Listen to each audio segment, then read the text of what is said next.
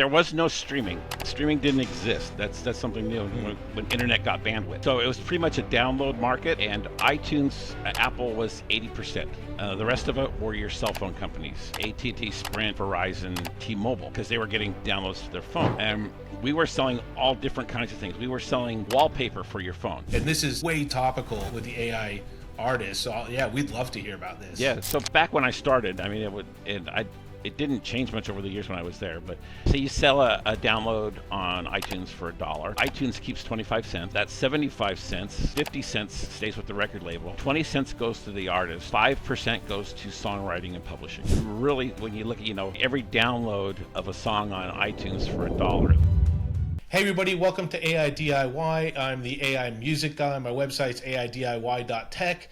Today is another interview, one that I've been looking forward to, an industry person that's been part of the record industry for a while. Not there at the moment, but only, I would say, recently left. Scott Dunlap, the creator of Wolfpack Records and Chaos Profits. Welcome to AiDIY. Great to have you here. Maybe just give us a little bit of an introduction, if you don't mind. Oh, sure. I was in the music industry for quite a while, for about 15 years. I was working in Seattle. I got laid off from a job. I went to Arizona, was living with my in-laws, working a temp job at Motorola, a lot of different things. I was getting job interviews in the Los Angeles area, and I have a background in writing. I have a degree in English. My wife is also a writer. She said, we really want to pursue our dream of being writers. And so she said, I'm going to go to LA. And she said, I'll get us a job. And then you can bring the kids and you can follow. And, honestly, that is exactly what happened. She went out to LA. She got a job. And we moved to LA, and we wrote a movie script. And right about that time, we handed off the movie script. We did 2 drafts of it, and the writer's strike hit. So. What year was that? That was 2006, 2007, right down there. It was 2005 when I left Seattle, so probably 2006, and so looking for work, we weren't getting any writing jobs or anything. Nothing was showing up for us coming up, and so I temped. I got a contract job working at Warner Music Group in Burbank, and I went in there and even in the interview I said I know nothing about the music industry. I came from a manufacturing background. And they told me in the interview, well, you don't need to know anything about music. We're exactly like the manufacturing industry, except we don't manufacture car parts. Physical we things. Manufacture music. And, and so I said, okay, I love music. I have since I was a kid. I'm one of these people that, when I hear a song, I get, chills. I get bumps on my goosebumps and things. And I know you are interested in ambient music. I was into ambient music back in the 80s with like Mannheim Steamroller and Fresh Air, if you've ever heard of any of those. If you haven't, you should go check them out. So anyway. What, Fresh Air and who? Mannheim Steamroller. Oh, go ahead. So anyway, yeah. Like I don't know if you listen to Hearts of Space or all that stuff, but that's who I really use. They've been around since like the 70s, but yeah, continue. Yeah. So anyway, back to Warner Music. So I started working in there, and I was working strictly in digital music. Again, this was 2006, 2007. Basically, we had 4 or 5 customers. You had iTunes because they had come out with the iPod and then they were right at that time. Really interesting. I mean, they were coming out with the iPhone, and it was right about that time. The smartphone started to come out, and that was a really scary thing at Motorola because they had the Razor. Anyway, let's break on this part, and because that's a really, really interesting time to break and unpack, because I think that directly correlates to what's happening now. Absolutely. Right? Like my understanding of the industry and what I love about this particular podcast is I don't know for sure. I can suspect things, and you can clear this up for me, and then I'll know, and I'll be very excited about that. Which is my feeling is you had like Napster and all that came out, and if you don't know what Napster is, if you're watching this, just look it up. But it was basically the like an illegal way that people were starting to download music digitally before it was a standard where you could actually basically pay to get digital things. And my understanding was that was really disruptive in the record industry. And the reason being is they had no idea how they had to monetize it. Like I watched a documentary on Netflix where things had gone from records and tapes, and then CDs came out, and they weren't sure what to do with that. They're like, oh my God, we can make a shit ton more money because we can sell the same things again. Mm-hmm. But digital came on, and they sort of lost control of that. And like I said, this is my thing. Maybe you could talk about that because you were there right in the time. You were in the trenches at what Universal? Was it Universal that you were? I was at Universal. I was at EMI Capitol Records and Warner Music Group. Yeah. Now this to me is hugely fascinating to have you here to possibly break that down. Like, please tell me, what was the feeling? How did they decide to go to iTunes and all that? Like, give me everything. Well, when we started, it was there was no streaming. Streaming didn't exist. That's something new.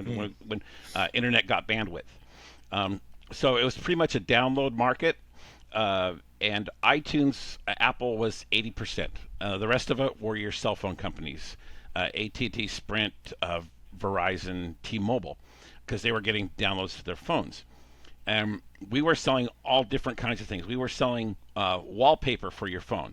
Because this was a bag. I mean, I don't know the kids remember, but when you had the flip phones, you couldn't put a JPEG as your background. Oh my God! You can have your own custom ringtone. I'll pay $2 for that. Yeah, $2.99 for a ringtone. We had these things, screen revolvers. It was a wallpaper on your cell phone that would rotate. Different pictures of different artists. High tech. Oh my God! Take me back. So that was the day, and we were, and we were trying to figure things out because the industry did not think that digital music would last. The common saying, and I think it might have been Neil Young that quoted it, was nobody wants to listen to music through 2 tin cans, referring to your headphones. And now look at the quality of headphones now. I just have a basic set, but yours are probably Sennheiser or something like that, or. Yeah, they are. Yeah. Check it out. Everybody want to check out my headphones? Nice. Yeah. So, and this is part of my philosophy of AI music is that things will evolve to get to where you want to be in the music industry. But the labels, they just wrote off digital music. There was nothing physical, like if we were shipping out CDs to Best Buy or something like that. No physical loss, so there wasn't really a risk. The way that it worked, as far as the distribution, we would take that week's new releases, and they would all go on a hard drive, and then we ship out the hard drive to the various distribution companies, iTunes, and there's a lot of them now, but. You physically ship a hard drive. Physically ship iTunes. A hard drive. Yep. Yeah. Wow. So this is before like cloud stuff really took on and all that. Oh, there was no cloud. I mean, the cloud was something in your head.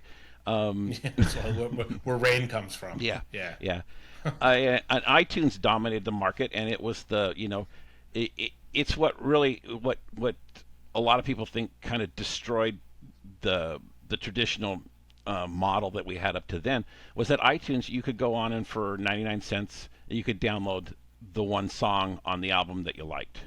You didn't have to go to the record store, you didn't have to buy the whole album. So instead of spending $7.99 or $9.99, you're spending 99 cents.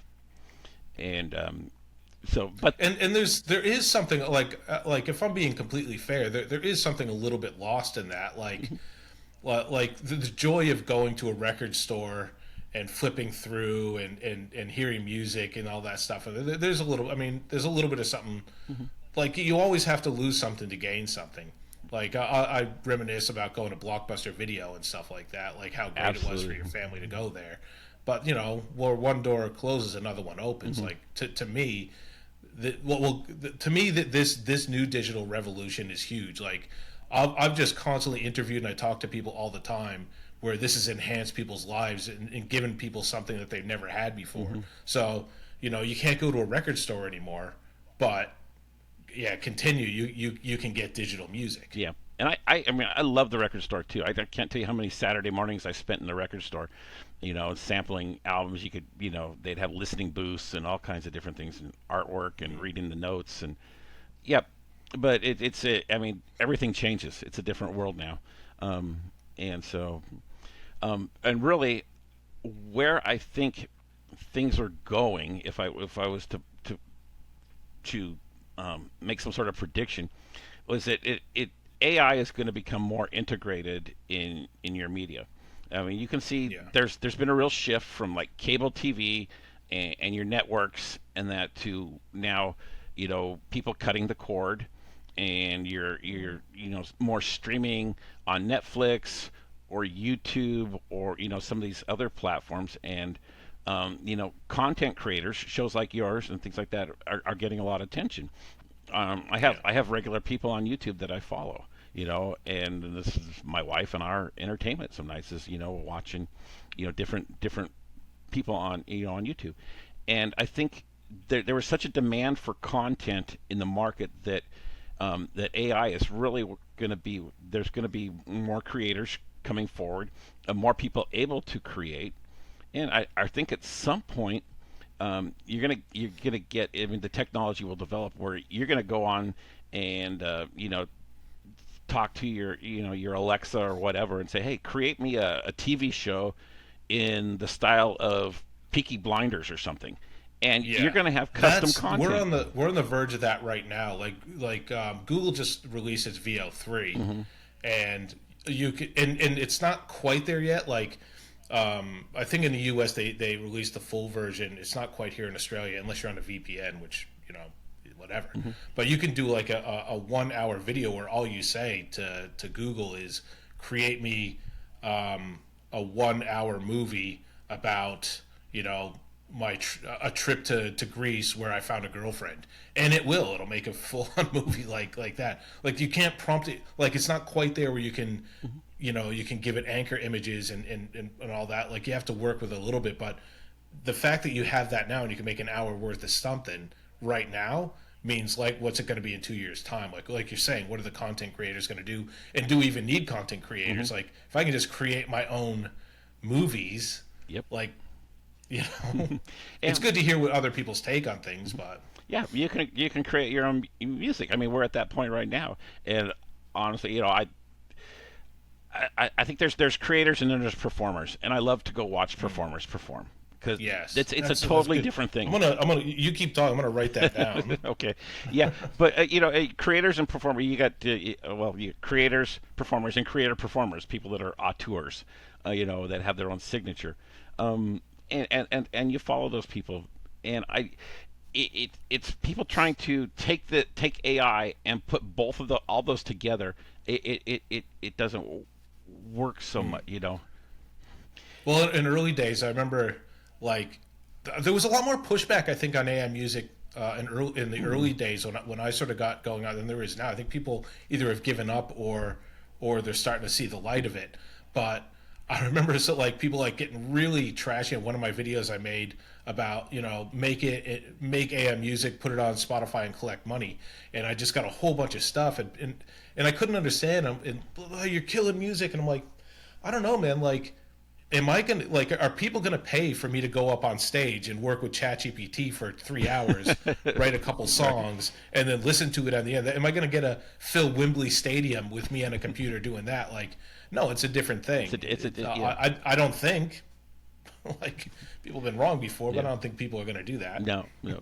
And I would love to see, uh, uh, a performer, somebody pick up an AI song, and make a hit out of it. And that's when AI will start to take off, is when you start to get some hits out there, Yeah, and I think that industry that you've come from could have control over that too. Like they could pick up on someone. Like I'm going to interview someone later today that has a deal with a couple like extremely well known hip hop artists.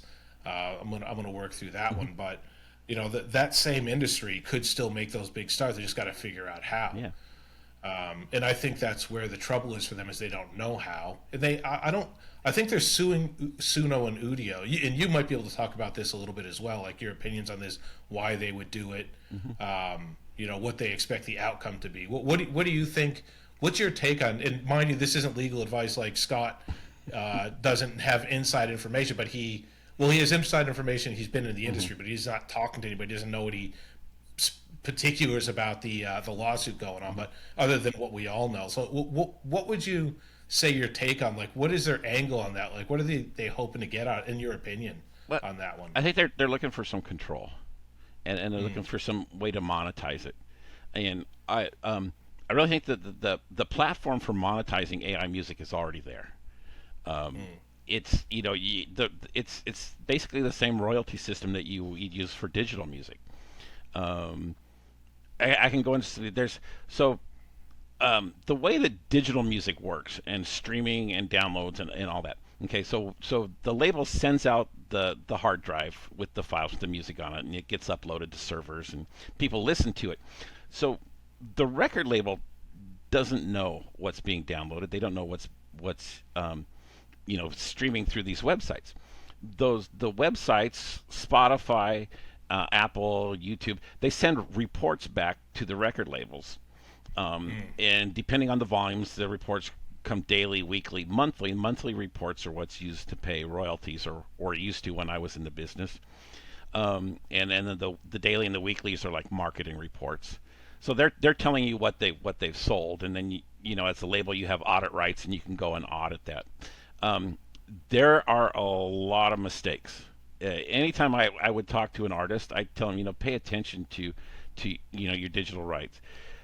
Say Sony comes out, or so because with the, I don't know, what was it, the a compilation album, let's say, all right, and that compilation album has tracks from Universal and Warner Brother on it too. So in the early days, I mean, these companies that were popping up all over, they would just go to a Walmart and buy the CDs, rip them as MP3s and put them up, and then send you a report, say, hey, we sold this. Um, Okay. and they've got the wrong information, and so Yeah. the record label can't process the royalties, can't pay the artist. It goes into a bucket, and every label has a different name for that bucket. Some people call it suspense or unidentified, different things like that. And when I was there was millions of dollars in there, and you don't know who it belongs to. So periodically, I mean, the label would take and say, okay, we're going to distribute this, and we're going to distribute it evenly across all artists. Yeah. Okay. So, and honestly, this is what I'm thinking is going to happen. If Oh, and I think that's actually common in the industry. It's been for since the '70s. I think Richard Branson in his book said they would distribute stuff across the artists as well, Mhm. even before digital streaming. Yeah, yeah. So I think it's a common practice. It was common when I was working in digital, and so thinking of AI music, and especially you mentioned Google and VO3. Google owns YouTube, and YouTube Mm, and Google have license agreements with every major label, right? yeah. And so now there would be specific digital rights related to AI, but that's an easy legal thing that you can write, and they can figure out royalties easy, like you do now with a subscription. The way subscription works, if you're not familiar, is like, okay, you have a Spotify subscription and you pay your money, and it all goes into a subscription pool. And then Spotify looks and says, okay, what labels were played over this period of time, and what percentage of what we played belongs to that label. And then you get a percentage of that subscription pool of money based on the amount of music that belonged to you that was played, if you follow. Yeah. Okay. Okay. So that would reward the people that put out a lot of Hmm. music. Well, that's going to solve your Uh, copyright. yeah. And so that I mean, so those copyright lawsuits, I think that the labels have just put those there just to protect themselves. As Yeah. soon as they can make a buck off AI music, there'll be licensing agreements. So Yeah. And my impression of this, when they first put the lawsuit out, was that they wanted to be in on the subscription service. They wanted to, and this could be right or wrong, that they wanted their own platforms, get rid of Suno and Udio, and you can pay us $10 a month across, millions of people that are making their own music, and even if we can't figure out how to make money off of the actual songs themselves, we get platform subscriptions like that may or may not, and then they can double down once they figure that other part out too. But I don't know how. I don't know how they would track. I listen to some of the songs I make on Suno, and I don't know how they would track back to any specific artist. I think they would have to distribute evenly across all artists if they're claiming that it was based off their material. Yeah, yeah, oh, that's right. And the thing is, like, if anybody doesn't know, like if you're an AI artist, like I'm an AI artist, I go through DistroKid is my distribution platform, so I don't need like Sony or Universal or anything like that. I basically am my own label. Distribute it through DistroKid. It goes to YouTube. It goes to Spotify. It goes to Apple Music, all that stuff. And I can log into DistroKid and I can see, how many times my song was played and my sort of revenue off of that as well. But like whatever percentage those songs were learned off of Sony and Universal's platforms, like, how do you even tell? How would you really even be able to tell what percentage that they can claim off of that? Yeah, I don't know how you could. I mean, YouTube has fairly good copyright software, fingerprinting, which honestly, when I first started, there was none of that. I got a great story about an artist whose initials are KP that I don't want to talk about too much. So, let's make it a hypothetical. Hypothetically, an artist called and said, "Hey, I'm going to pull all my digital rights from you guys because I don't think I'm getting paid properly from my downloads on YouTube or from my views on YouTube." And I hired an intern for almost 6 months, and his only job was to scour YouTube, find every reference to this artist on YouTube and how many plays, and I put together like a 90-page audit and try to just say this is how you're monetized. And it is entirely possible to have 1 million plays on YouTube and end up with $187 in royalties. It's honestly, I don't know if you know how royalties split in general. No, that'd be a great thing to talk about. Oh, sure. Like I said pre-interview, this is like I know some stuff, but I love having people on that are experts, and so I can learn things as well as everybody else who's watching this thing. So please, that is totally relevant, and this is way topical with the AI artists. So we'd love to hear about this. Yeah. So back when I started, I mean, it didn't change much over the years when I was there, but it's say you sell a download on iTunes for $1. iTunes keeps 25 cents, and 75 cents goes to the record label. That 75 cents, 50 cents stays with the record label, 20 cents goes to the artist, 5% goes to songwriting and publishing. So really, when you look at every download of a song on iTunes for $1, the artist is getting 20 cents. Yeah. So that's how it's probably even less now, but. I know Spotify's trying to find ways to squeeze money out of people. That's one of the biggest things coming up in the videos is how do you give artists less money? Yeah. So I mean, that's that. If you think about the record labels, I mean, the record labels don't make the music.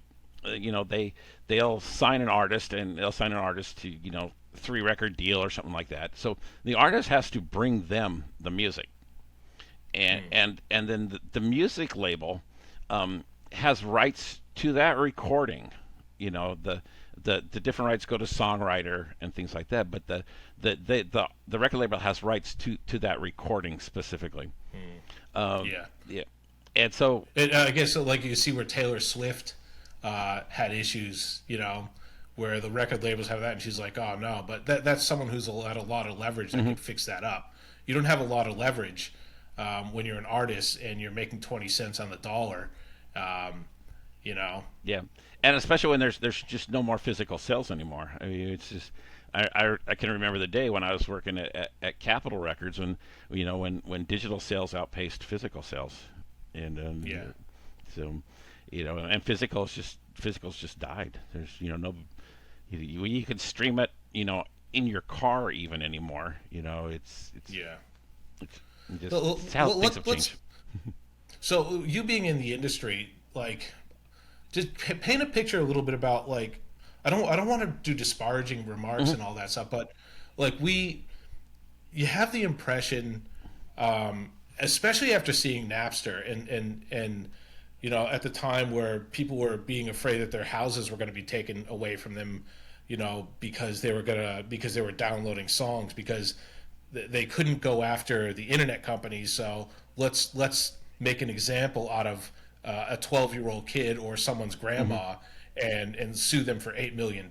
Like, what what are some of the links the record companies would be going to if they're not getting their way, say, on this lawsuit? Like, what are some examples, or what are some how far will they go, I guess, to push to get their way on this? But it depends on I think how much money is involved, right? Hmm. Um, it's I mean I'll do a lot of things that could probably get me in a maybe a copyright violation or something, and put it on YouTube.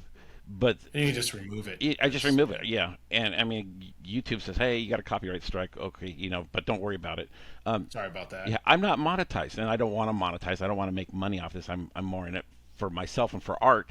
I want to Hmm. create some great music and have something that you know 20, 30 years when I'm no longer around that somebody can listen to and say, hey, say Scott made that. Um, Yeah. but the record label they don't I mean, it costs a lot of money for a lawsuit. It costs a lot of money Hmm. to do that. And if there isn't some reward, they're not going to put out the investment for that. So honestly, 15 years I never saw a lawsuit. Um, Yeah. it, Wow. it you know it's just you issue a takedown notice. Yeah. I had weekly meetings with lawyers and legal, and occasionally an illegal site would pop up, and we issue a takedown notice or something, and you know, they'll take it down. They don't want to be sued. Um, That's really good insight because like every day you see posts on the Facebooks or the Discords and everything like absolute fear hmm. that everybody that's making an AI song is going to end up in Alcatraz when it reopens. You know, Yeah, it. yeah. I'm no lawyer. Don't take my legal advice, Yeah, I but you know. know None of what? this is legal advice. This is just insight and opinion, really. And maybe it's my boomer mentality, but it's easier to ask for forgiveness than it is to ask for permission. So. Yeah, that's right. Yeah, And exactly. I'm not monetized. I'm not stealing any money from anybody. I'm just it's user generated content, and Yeah. it's But people, I know that there are people that are monetized there that are do want to people. make money off Hmm. of it, and that's fine too. Hmm. I particularly don't think it's a huge risk. I don't think I don't think the labels are looking at the AI Hmm. artists. I mean, worst case scenario is, and it's so it's so unrealistic to think that like, okay, there's no more AI music, you have to take it all down. Like, how would they like? If anything, the record labels are going, okay, well, there's this new thing. How can we make money off Hmm. of it? And like, why would if there's an opportunity to make money off it, why would they want to end it altogether? So I don't and I don't ever really know who's actually going in on the Facebook groups and who's making legitimate claims that they're afraid of, or people that are just trying to scare other people, and really Hmm. don't think that at all. I'm not sure. Yeah, it's I see that a lot too, and it's just like I had to if you want to make a song, make a song, you know, Yeah. and if you monetize it and you make a lot of money on it, you know, the worst that's going to happen is you're going to have to pay some royalties. Mm. Really, and you can see it. There's been lawsuits and things before where somebody's stolen you know, a Led Zeppelin riff or something and put it into a song. And Led Zeppelin's been under trouble for years for doing the same. Yeah, So everybody does this. you So know, and it takes a lot to prove that, and basically, yeah, it's just if you're making money on it and the label, you'll settle out of court for some small amount that they think would um, that you made. They're not going to sue you for more than what you made off the music. So Yeah, yeah, that's you're right. not So we'll just put damaging that together anything. then. And There you go. honestly, So if anybody's, go. I was just gonna say, look at the number of remixes and the number of covers, and that's on YouTube. I mean, and those are honestly those are monetized. I mean, if it can reckon if YouTube's fingerprinting technology can recognize who that song came from originally, it's going to pay a royalty. If somebody's covering a Taylor Swift song, it's going to pay a royalty to Taylor Swift. It's a small Yeah, royalty, like a quarter of a penny or something, but yeah. it But it clears you. it clears you. So Yeah, yeah, nice, dude. Let me just. I always like to give people an opportunity too. So you've made this Kurt Cobain tribute sort of thing, and I'll reference that here.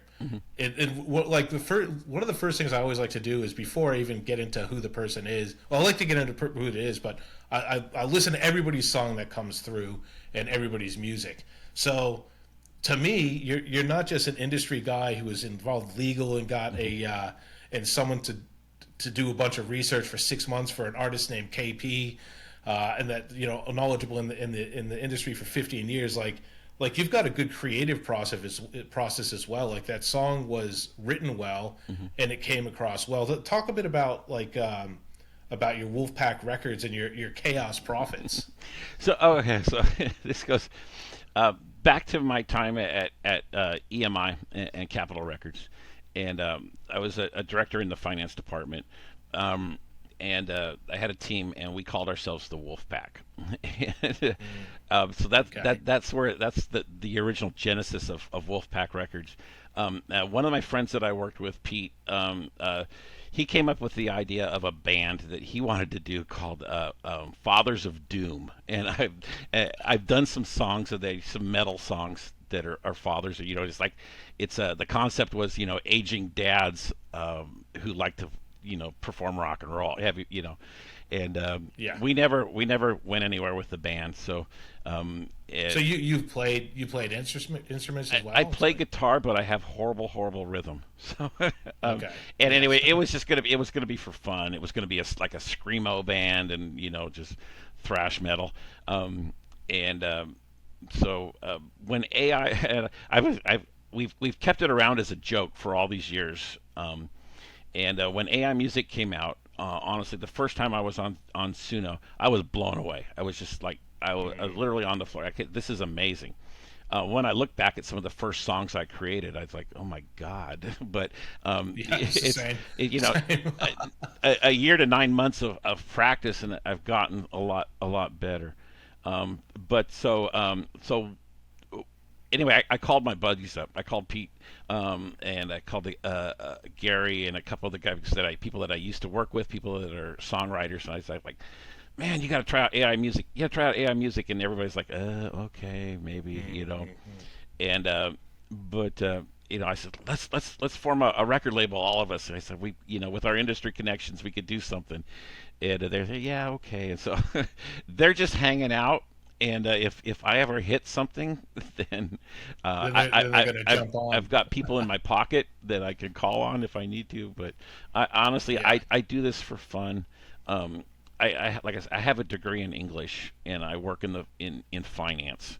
Yeah. I never made it to where I wanted to be. You love the spreadsheets. I love the spreadsheets, and I find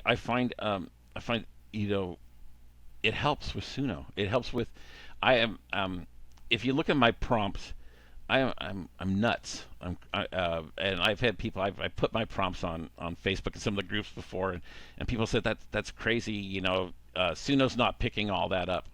Honestly, I don't know. I don't know how Suno works Sometimes Suno does, and sometimes Suno doesn't. exactly. Suno has its own personality, and sometimes you decide that you want Suno to be something, and Suno decides that you didn't want Suno to be that thing. Hmm. But then sometimes Suno does. Yeah. And so I'll take and I've wanted to write song lyrics for a long time, and I've had people ask me, "Do you write song lyrics?" And I said, "Well, yeah, I've done some poetry." So I'll write song lyrics, and I'll write them out as poetry first, And generally, I'm coming up. You do it manually, or do you use AI as a tool for that as I well? use AI as a tool as well, but I'll come up with the concept first, and so I have just like a an outline and probably the chorus. Generally, I have a chorus written, and Yeah, I'll go interesting. into Chat GPT, or I use Claude first, okay, because Claude has it seems to have more of a poetic sense, right? Hmm. And I think it's better for songwriting and more artistic efforts. And then I'll take the poem that I get from Claude, and maybe I'm just being crazy, but then I take it over to Chat GPT, and I'll say take this poem and prompt it and rewrite it as song lyrics for Suno, and then it'll give me the basic prompts, verses, and things like that. And then I'll go in and I'll say, okay, and in my mind I have how I want the song to sound, and I try to associate it with artists and things. Lately, what I've been doing, and I'll be telling Suno, okay, I'll be telling ChatGPT, give me a prompt for a supergroup, and combine when I was working on Kings of Leon, Black Crows, and Molly Hatchet, something like that. Just I really like the genre fusion, and I was trying to mix things up. And then I'll say prompt me for genre fusion, prompt me for equipment, and prompt me for production styles, and I'll get a whole Yeah, sheet. production styles. I've heard people using this lately. Yeah. And I don't know how Suno works in the background, but I know I found a comfort zone with prompting, if I have to say it that way. You know what? That I might be prompting too much in other people's opinions, but I hear something different. So, and it's Yeah. my art, it's my creation, so I can do it how I want. And if Do it. You do whatever you want. That's yeah, what's the great part of yeah, it. if Like F it. Like if it doesn't work, it doesn't work. yeah, But it's yours. Yeah. and Love it. I've experienced a lot. I really like to prompt in the meta tags in the lyric section, and then in the style box, I'll leave it very simple, grunge or new rock or Yeah.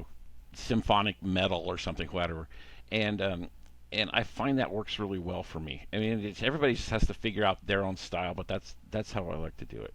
I have a very similar style. Like I will start of it as a concept, then I'll pretty much think of the chorus, and I'll either fully write the chorus or I'll help it, and then I'll get ChatGPT to bend around that, and then like the verses I do or don't like, and I'll sort of fix up those verses. But yeah, I do the same. I meta tag the shit out of it, and I put this very simple genre prompts within Suno. This is Suno. Like if you're with Udio, forget the Suno part, but the rest of it makes sense. Like the way we write and all that stuff. I find this fascinating. Like I see the messages like yours come through, and I go, "Oh, this a good song. It's written well." And that, but he's an industry insider too. That's very. This interview is going to go like very good information to get from you.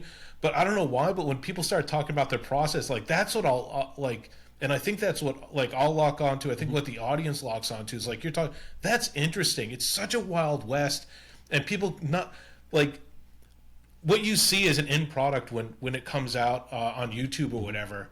It's a beautiful song or it's not a beautiful song. But there's also like the back part of it, which is a creative process that nobody else gets to see. And that's yours, but you get to talk about here, and you get to make that open. And it's funny, like they have this expression here. I don't even remember. Like it's been so long since I lived in the U.S. They have this expression here. I don't even know if it's that well known in Australia. Don't tell me about the pregnancy. I don't want to hear about the pregnancy. I just show me the baby. There you Right, go. is what they say, right? But I want to know about the pregnancy here. I think people like it's interesting, especially now. Like all this stuff's new. Oh, absolutely. Everybody wants to know everybody's methods. Like, yeah, you want to do your own, but like you can discover, like you said, like how you meta tag the shit out of the song and you prompt all the way through, and you can say like, look, in the meta tag, you can say like, look, man, I need a long instrumental here. Like otherwise, Suno just goes, I'm just gonna give you the song, and he's gonna sing all the freaking way through, right? Like, what are some give us some tips on the way you do that with the meta tags, like specifically? Well, if it's something, a fun one I did the other day, spoken word. Yeah. I wanted somebody to, and then I was actually able to use my voice. It came out with my voice, and it's like, wow, And so Did you upload your voice? Because you I can do that I've too. trained my voice. Yeah, Yeah. I've had it on there as an upload, and it picked up my voice, and I thought, wow, there's my voice on a song. Yeah. I'm a performer. I'm on stage, so Yeah. it's just a thrill. It's so cool. It So is, cool. and there's so much. I got there's so much to this. I love the guests you've had, like Dom, and talking about mental health and things. Honestly, like, Dom's been one of the favorites. Dom comes up a bit in conversation. and Yeah. I love his Facebook page because it's heavily moderated. But Mm. if you've been on the other page that I'm on, the Suno page, you can see why he needs to heavily moderate it. Yeah. There's a lot Yeah, of that's right. yahoos out there, so kudos to him. And I've had a lot of issues and things that I don't want to get into, but I've had to work through. And writing has been therapeutic. I've got songs. I had a daughter that died. I wrote songs about her, for her. I've had my own mental health issues. I wrote a song after the interview with Dom. I wrote a song about 5150 hold, which I was Yeah. Dom will be excited to hear yeah. that influence that actually it'd probably mean a lot to him. And then Brianna, who was your other guest. I mean, God, I love her. Brianna's awesome too. Empathetic. I mean, the world Yeah. is Yeah. lacking in empathy right now. And so just let Yeah. don't Well, you that's you one of can't the judge reasons people I until you try walk in not their to. shoes. So Yeah, well, that's one of the reasons I try not to rush too much to monetization of mhm. this channel because I don't want that to be the primary focus. Like, I do need to make money because this channel actually costs quite a bit of Oh money, yeah. so I need to make money off of this channel Hmm. in some way. But I'm being trying to be very sensitive about thinking how I do it, where it has to be a legitimate thing that I honestly know that it's adding value to the people that are here, not about making the money because like you said, the world's just lacking. Everybody's putting stuff on social media, which is the only intent is to be a billionaire, Yeah. And I do need to make money. I need to make money off of this. I have to, Hmm. because I can't go indefinitely without. But like you said, there needs to be empathy. There needs to be a reason. I need to be providing a service where I feel like I need that. It's okay for me to ask for money from Well, that. but you are, and I'm going to tell you, you are. First of all, because this was a big problem in digital music when, especially when the streaming markets first came out, they referred to it as music discovery. Mm. All of a sudden you've got all these music libraries from all the labels are opened up to you. People don't know what to listen to, you know, and how do you get some of these lesser known? So they started doing curated lists, and you have artists. This is somebody's top 10 songs, and so it's a record label is a marketing machine, and it's just the hardest thing is get somebody to listen to my songs. Yeah. And so when I first started doing digital music, and I told my wife, I said somebody needs to have a show on YouTube where you preview 5 artists, 5 songs every week. And she says, I know a guy that does why that. don't you do that? And I said, well, no, I don't. I said, I'm just brand new. I don't know enough about any of that I would want to do that. And then I found your show, and you're doing you're fulfilling a part that's been played before in the digital music in the discovery area. I mean Yeah. that was the biggest thing is getting people to listen to other music and Yeah. bringing it to people's attention. So yeah, it's a great service, and I love these conversations, and I love listening to there's other YouTubers too but they're not specific to music. Most of the other YouTubers that I see that are talking about AI are doing all kinds of stuff, VO and things like this. I'm really just interested Yeah. in music. You can see my videos. I don't do anything special with the AI video or anything like that. And I'm just trying to make a good song, and I like this focus, and I'd really like to see I like panel discussions. Maybe have a live Yeah. sometime. Get 4 or 5 creators on. We're definitely talking about having panels. We just don't know how to implement it Yeah. yet. So And also, like, it needs to be consistent. Like, I could mhm. have one panel and then have nothing for 6 weeks because I don't know what to throw in there. There's just logistical stuff I got to figure out with that. Oh But yeah. I want panels. I want to get someone on here that isn't necessarily a fan of AI music, but isn't a troll. Like, I've put it out there to a couple people that haven't really responded, saying, Hmm. "Look, I'm happy to have that discussion if the agreement is we both walk away, taking something from it. My perspective, not a firing back, not like mainstream media panel where you got two people that are just like digging in their heels and not taking anything off each other for the sake of entertainment. I'd want it to be an actual discussion. So Definitely, yeah.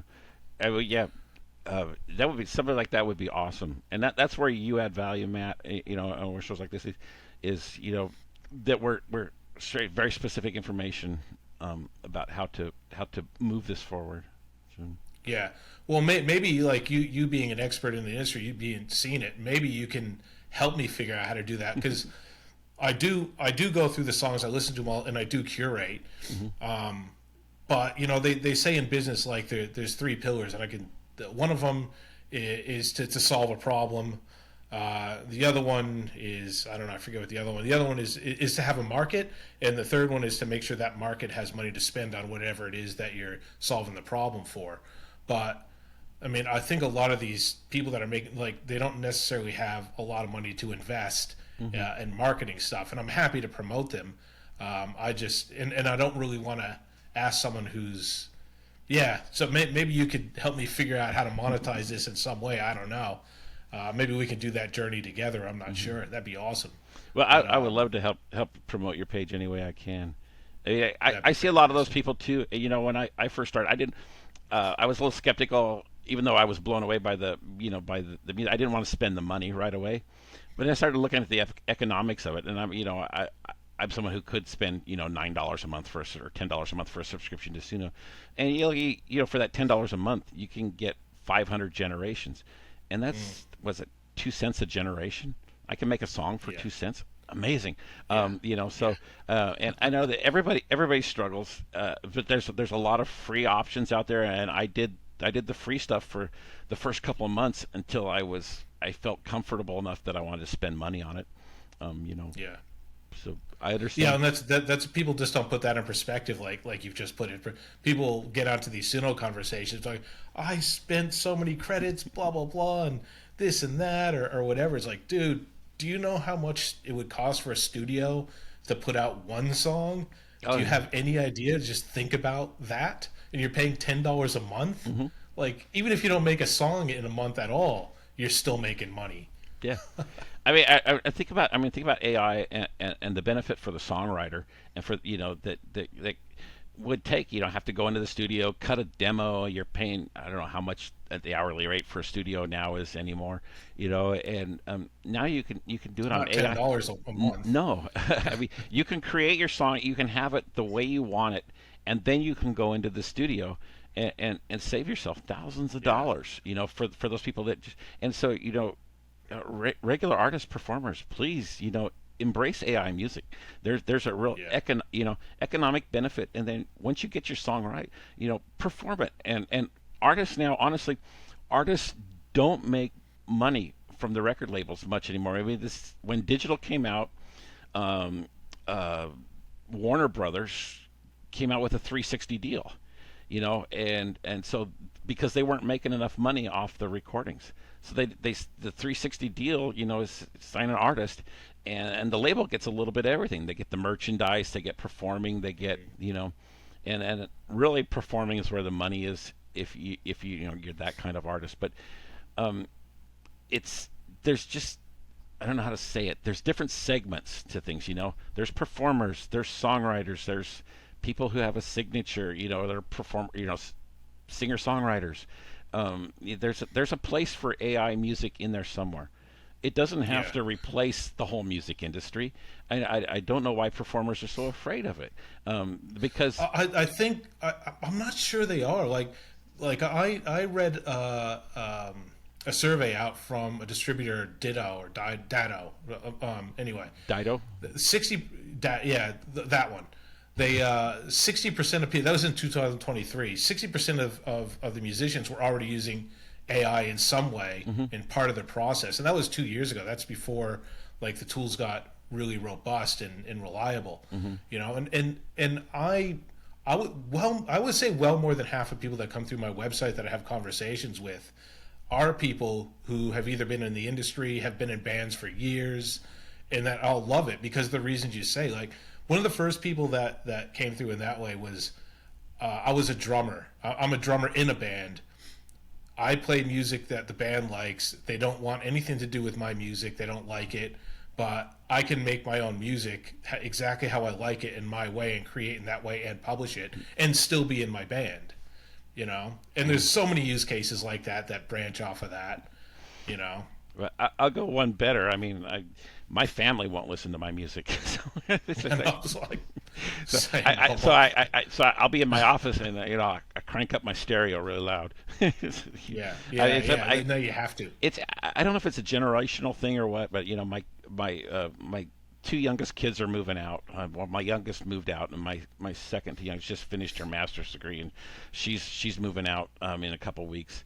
But she will tell me she said I hate your AI music. You're destroying the environment. You're contributing to climate change. And my son who's a year and a half younger than her, and he says I worry about your mental health with this. He says, are your AI friends real? And I said, what? I'm talking to Matt. Matt's real. Now just because I've used the same chat GPT conversation for the last couple months, and the chat GPT wants me to call it Ghostwire now. I mean, it's not real. Is that the weird thing that's happening? Is that the weird thing that's happening? Yeah. It's weird. Well, it's funny because I thought I'm creating these artist prompts, and I'm thinking, well, if I keep using the same conversation over and over, it's going to keep referring back, and it's keep learning what I want. And so I've been using this, and I don't know, and it said something like, "What should I call you?" And I typed in, "My name's Scott. What's your name?" My name's Ghostwire. And I was like, "Okay." So, but I'm not going insane, Blake, my son. This just it's a computer. It's an interesting way to use the tools. It's interesting. Yeah. I read a book about moral philosophy, right? And I basically said, okay, ChatGPT, you're now all these moral philosophers. Let's have a conversation. But I don't actually think that ChatGPT is those moral conversations. It's all hypothetical, right? Right. It's a thought experiment. They're all thought experiments. Yeah. Hopefully it stays that way. But look, this is the thing. This is the nut that everybody's wanting to crack. And like you said, it's in and it's taking over. So can you see a way that AI musicians can be successful and with this tech, like make money, have a career? Yeah. Not necessarily Taylor Swift, but making enough to sustain themselves. Yes, as songwriters and song creators. And who knows? At some point, maybe you become like a Gorillaz, and you can put on a virtual concert or something. Have animated characters perform a concert of your, and maybe people would come see that. I don't know. It's not, my area, but people will go see a Taylor Swift concert in a movie theater. Yeah, and people see Tony Robbins performing his thing like in another country on a live thing. So okay, so what would that look like to be discovered to sort of do that? Because you have been in the industry, like you want to be the next Gorillaz, or you want to be the next. Well, let's just go with Gorillaz.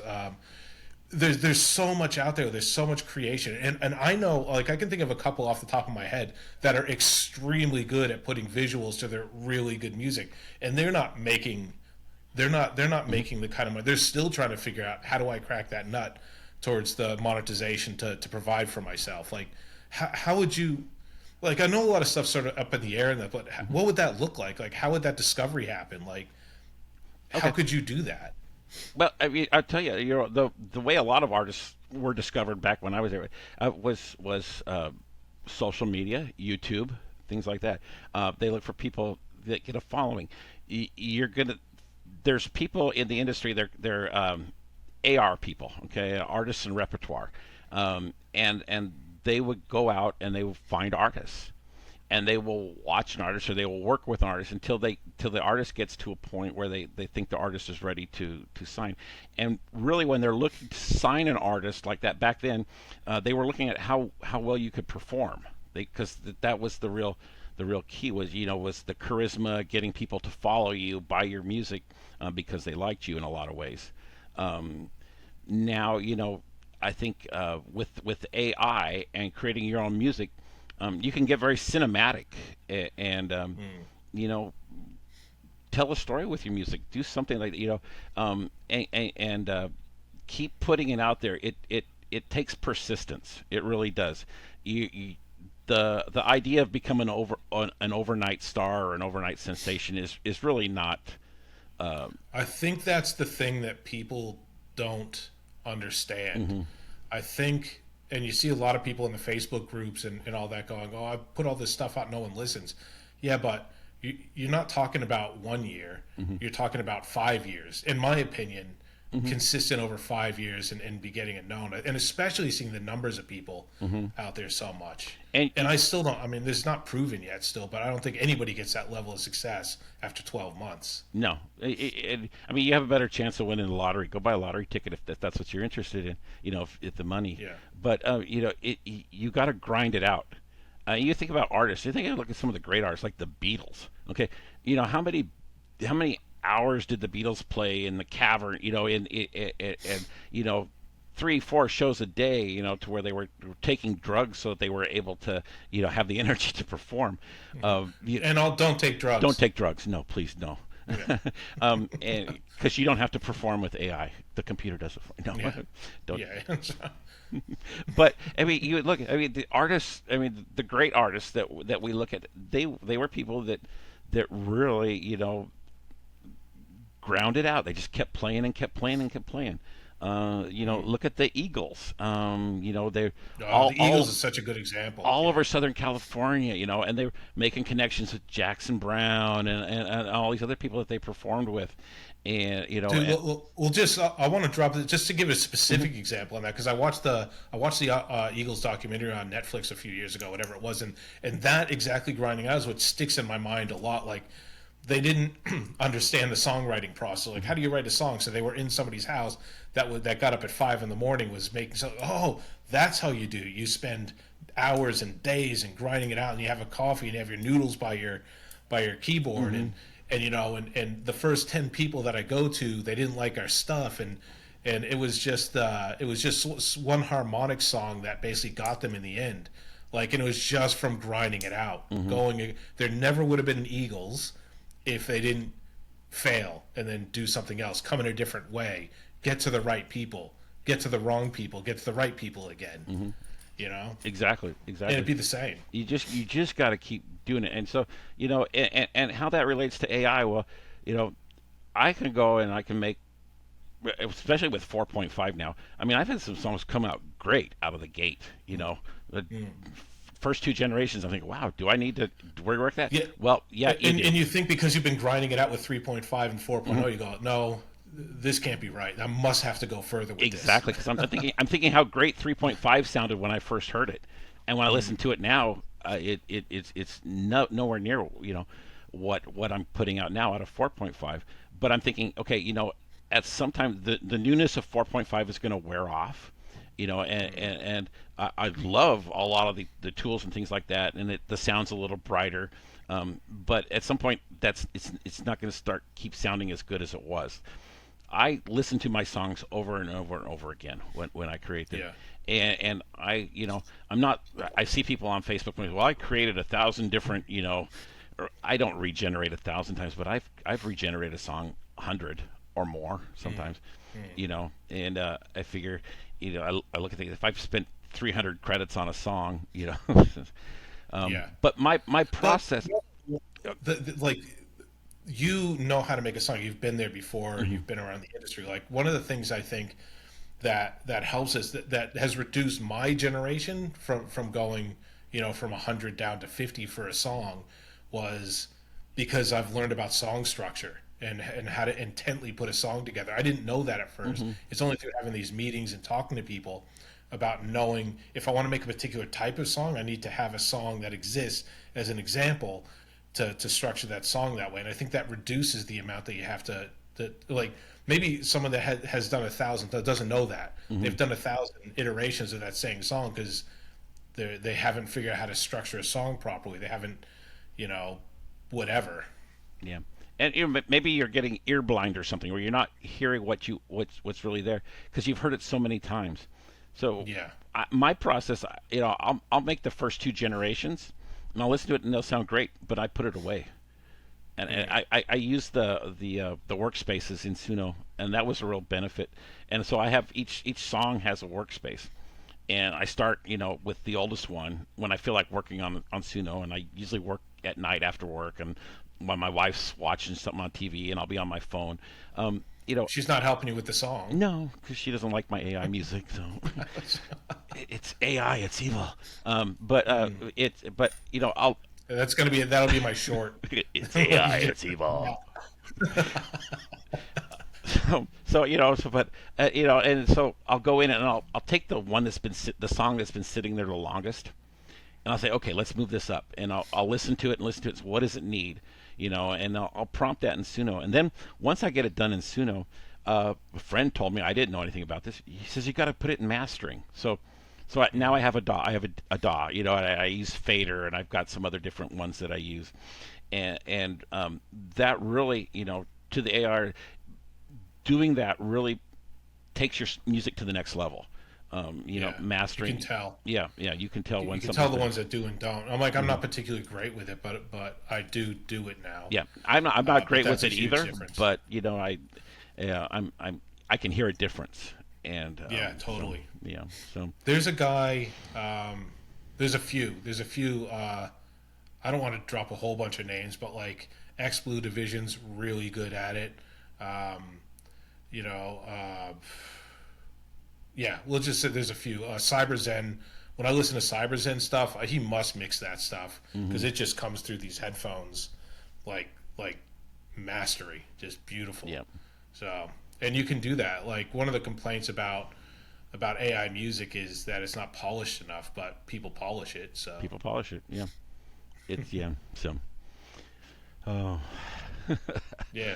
Oh, well, that's a good place to wrap. That's a yeah. good place to wrap. I mean, That's a I good. got so much more I want to say, but really, Dude. thank you, Matt. I Yeah. appreciate your platform. I appreciate you having me on, and I'm going to be a fan of yours. Whether we do a panel or not, just because We'll do a I panel. like your show, and I like the people, and I like your attitudes toward music. I mean, it's all about creation. That's what Yeah. I'm not. I like I said, I'm an older guy. I say I'm an older guy because I can use that as an excuse now that I've turned 60. I can say, No. hey, I can't I'm an use older that. guy. I'm I'm old. I 50. can't use a computer. That's right. You don't know. I don't know. Yeah, but it's just I've made my money. I'm having my career. I'm just at the end of my career. I'm going to retire in a few years, and this is fun for me. And I've finally found an artistic outlet that I feel very comfortable in, and I like the music that I make, and I hope other people like it too. So I love that, man. I love that, and I could just unpack that so much. But I love it. I love that you found a creative outlet. I love that this provides a creative outlet for others. I love that it opens the door. Scott, I really appreciate you being on this show. Like I said, I looked forward to it. Now I'm looking forward to the next one that we do together. And whatever conversations we have after this, I'm looking forward to that. So, yeah, let's do some thanks so panels. much. Let's get some people involved. And Get some panels. Check out Wolfpack Records. Check out his Kurt Cobain song. Uh, I didn't necessarily love grunge, but I love that song. It was fantastic, and I love the visuals that you put with it. Thanks for being on the show, and yeah, we'll catch you next time. We'll do the panel, and we'll catch you next time. Thanks, Scott. absolutely, thank you again, Matt.